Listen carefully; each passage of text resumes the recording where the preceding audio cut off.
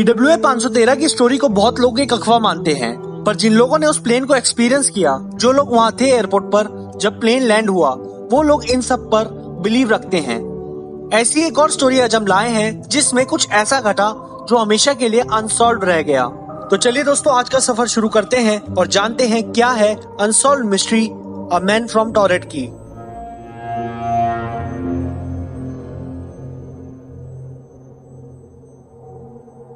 कहानी शुरू होती है जब एक वेल ड्रेस्ड मैन जुलाई 1954 में हनेडा एयरपोर्ट आता है।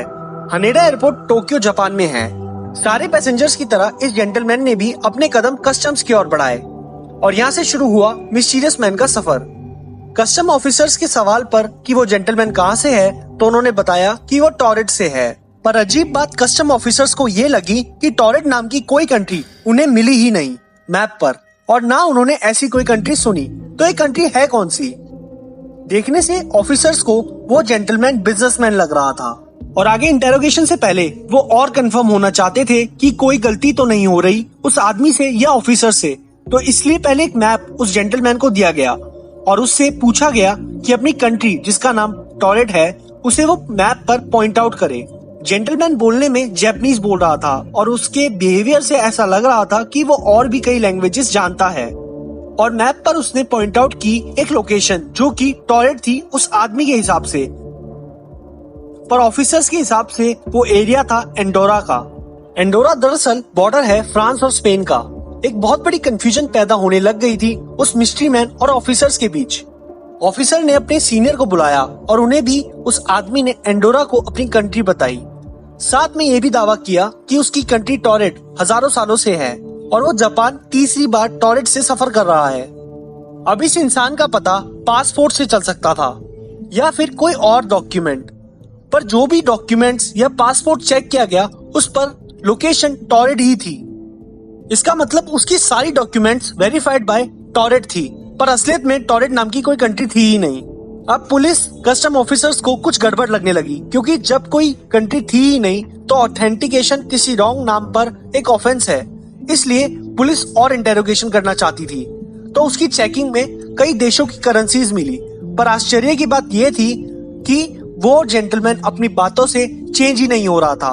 वो बार बार एक ही बात कह रहा था कि आप लोग इसे कंट्री नहीं मानते, पर असलियत में ये कंट्री है। ऑफिसर्स को वो आदमी पागल लगने लगा था, क्योंकि झूठी डॉक्यूमेंट्स के जरिए वो एक फेक कंट्री को रियल बना रहा था। पर साथ ही साथ ऑफिसर्स को ये डर भी था कहीं ये कोई क्रिमिनल ना हो या कोई टेररिस्ट जो किसी क्राइम को करके फेक डॉक्यूमेंट्स दिखा रहा हो। अब और इंटेरोगेशन होनी बहुत जरूरी थी। इंटेरोगेशन के दौरान एक कंपनी उस जेंटलमैन ने बताई जिसके लिए वो वर्क करता था, और उसके हिसाब से वो कंपनी भी टॉरेट की थी। पर जब ऑफिसर्स ने चेक किया तो वो कंपनी टोक्यो की निकली। साथ ही साथ उसने होटल बताया जहाँ उसे रुकना था, पर उस होटल ने बताया कि वहाँ ऐसी कोई बुकिंग्स ही नहीं है। ये केस बहुत ज्यादा मिस्टीरियस होता जा रहा था, क्योंकि किसी को कुछ समझ नहीं आ रहा था, और ऑफिसर्स ने फैसला लिया कि उसे फर्दर इंटेरोगेशन के लिए कस्टडी में रखना होगा। और कुछ खास सबूत नहीं थे उस आदमी के खिलाफ, इसलिए उसे होटल में टाइट सिक्योरिटी में रखा गया। बहुत टाइट सिक्योरिटी में उस आदमी को रखा गया। उस रूम में कोई बालकोनी नहीं थी, साथ ही कोई टेलीफोन का कनेक्शन नहीं था। अब आता है एक बहुत बड़ा ट्विस्ट इस स्टोरी में, क्योंकि नेक्स्ट डे मॉर्निंग वो आदमी अपने आप लॉक्ड रूम से गायब हो जाता है। साथ ही साथ गायब हो जाती है उससे रिलेटेड डॉक्यूमेंट्स जो कि पुलिस ऑफिसर्स के पास थी। अब ये कैसे हुआ ये किसी को नहीं पता। लॉक्ड रूम से विदाउट बालकोनी वाले रूम से उस आदमी का गायब होना काफी ज्यादा अजीब था, पर उससे भी ज्यादा अजीब था उन डॉक्यूमेंट्स का गायब होना जो कि उस आदमी के टॉरेट का होने का सबूत थी। ये इंसिडेंट एक सपना सा बनकर रह गया था उन ऑफिसर्स के लिए और पूरी दुनिया के लिए एक अनसॉल्व्ड मिस्ट्री। आइए अब जानते हैं क्या क्या थ्योरीज आई इस इंसिडेंट के बाद। कई लोगों ने माना कि टॉरेट नाम की कंट्री तो है, पर वो दूसरे यूनिवर्स में है, यानी पैरेलल यूनिवर्स। किसी कारण की वजह से वो डायमेंशन को क्रॉस करके हानेडा एयरपोर्ट आ पहुंचा। वहीं दूसरी तरफ इस आदमी को टाइम ट्रेवलर माना गया और किसी गलती की वजह से वो इस एयरपोर्ट पर आ गया। पर इस थ्योरी में सवाल ये उठते हैं कि अगर ऐसा हुआ भी तो कहाँ है कंट्री टॉरेट, क्योंकि ना पास्ट में कोई टॉरेट नाम की कंट्री थी और ना फ्यूचर में टॉरेट नाम की कंट्री कोई आई। पर हाँ, उस जगह पर एंडोरा जरूर है।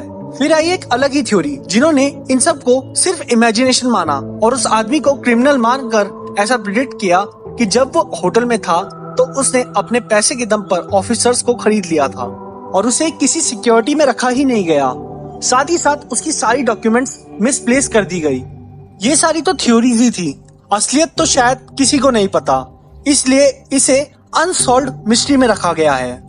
इसके बाद आप लोग गूगल पर टॉरेट या एंडोरा जरूर सर्च करेंगे क्योंकि सबके मन में इस कंट्री को जानने की क्यूरियोसिटी तो जरूर होगी। पर आप जब ये कीवर्ड सर्च करेंगे तो आपको एक ही स्टोरी आएगी, अ मिस्टीरियस मैन फ्रॉम टॉरेट। इसलिए कई लोग इस स्टोरी को अ मिस्टीरियस मैन फ्रॉम टॉरेट कहते हैं, वहीं कई sources a man from torrid कहते हैं। आप सभी लोग क्या मानते हैं इस इंसिडेंट के बारे में, हमें कमेंट में जरूर बताएं।